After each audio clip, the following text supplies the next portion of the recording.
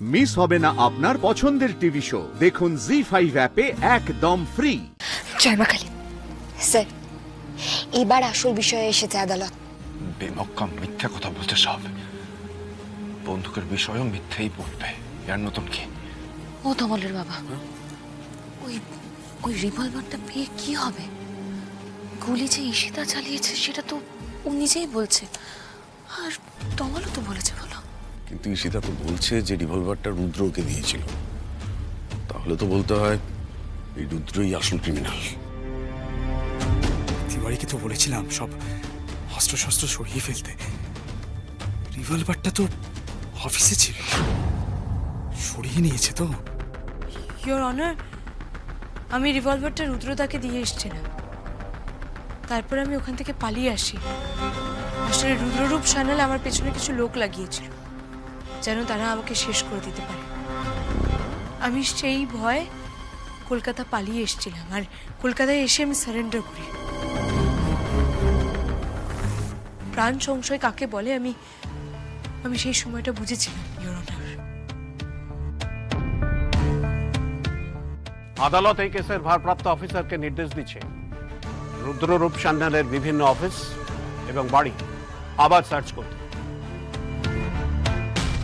পরের শুনানিতে সেই রিপোর্ট পেশ করার নির্দেশ দিচ্ছে এই আদালত। যে অস্ত্র ব্যবহার করা হয়েছে সেই অস্ত্র আদালতে পেশ করতে হবে। ধর্মাবতার, এখানে তো সবাই বুঝতে পারছে যে এই কেসের পেছনে কোনো বড় মাপের মানুষ জড়িয়ে আছে। তারা সময় পেলে প্রমাণ অনেকভাবে এদিক থেকে ওদিক করতে পারে।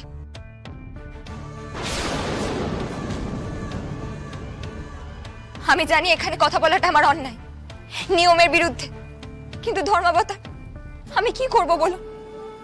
এটা আমার দাদার সুবিচারের প্রশ্ন, তাই দয়া করে আজকে বিচার দিন। এটা আমাদের সবার আর্জি।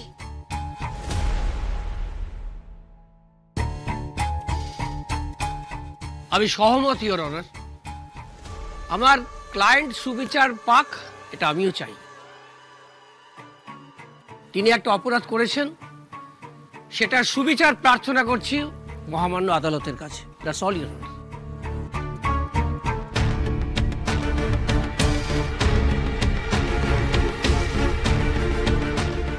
Order, order, order.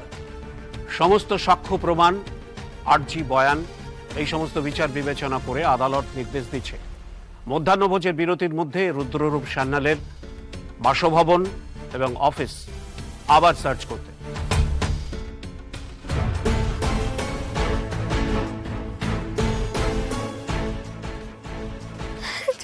জয় মা কালী। তমাল রায়চৌধুরীকে যে অস্ত্র দিয়ে আঘাত করা হয়েছে সেই অস্ত্র আদালতে পেশ করতে হবে। আদালত সুবিচারের জন্য কিছু প্রশ্ন করতে ইচ্ছুক। আদালত মধ্যাহ্নভোজ পর্যন্ত সময় নিচ্ছে।